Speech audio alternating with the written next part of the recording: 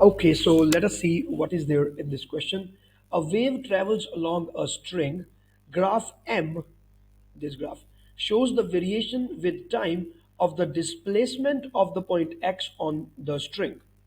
Okay, so here we have the displacement and here we have the time. So this graph is actually not practically visible to us. Practically there is a string and it is having a wave that is going through it. But this graph is only on paper, just trying to explain what is happening with the with that wave.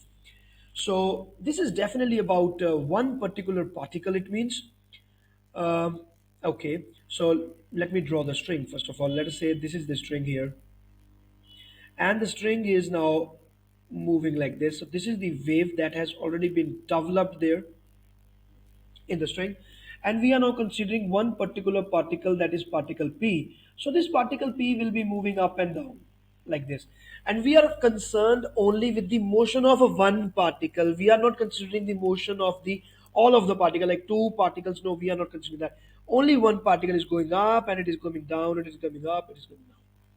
So it is only this. So this particle is definitely doing SHM, and this thing is definitely known as wave. Now there is a difference between wave and SHM. When we talk about waves, we consider so many different particles. Like this is a particle P. This is like, instead of calling it P because we have already used a symbol here, let us call it like particle number A. This is particle number B. This is particle C. So these all are different particles of the string, and they all are moving in a synchronization manner. That is why they look like a wave. That's it. But the motion of one particle is SHM. Okay, fine. So this is displacement and time, and with respect to time it says that one particle, the displacement was this, and now the displacement is this. So obviously one wave has been completed. So they are talking about this position A. So it goes down here, this position, let us call it x, and then it goes back to A again. So this is what has happened from P to Q. So time taken will be this is the time taken, because on x-axis it is just showing time. Okay, fine. Now let us move next now, and in this, what is there in this graph? Okay, so in this graph they've talked about the same particle. So we are, obviously we are supposed to concentrate only on that particular motion, and it was r and this is s. So this is the distance that was traveled. So actually this is the distance that it has traveled, like uh, this is the distance. You can say that this is the displacement and this is the another displacement.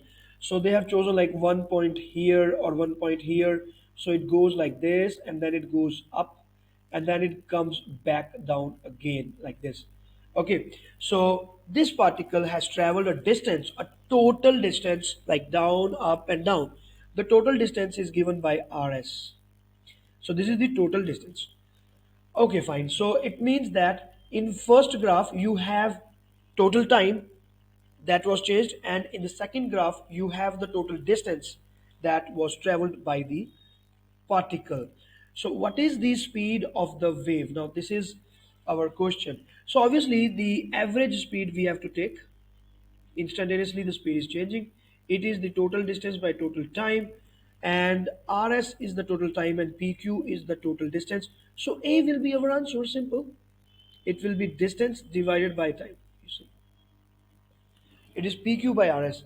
So the points to be noted here is that the string that I had drawn, it has many particles, but both of these graphs which are here on your screen or on your question paper, they pertain to only one particle. So both of these graphs are trying to explain the motion that has been undertaken by one particular particle. Okay, so that is why we are able to compare them. So my dear students, this is Professor Varun, and please subscribe to the YouTube channel. Also share the channel with all your friends. All the best.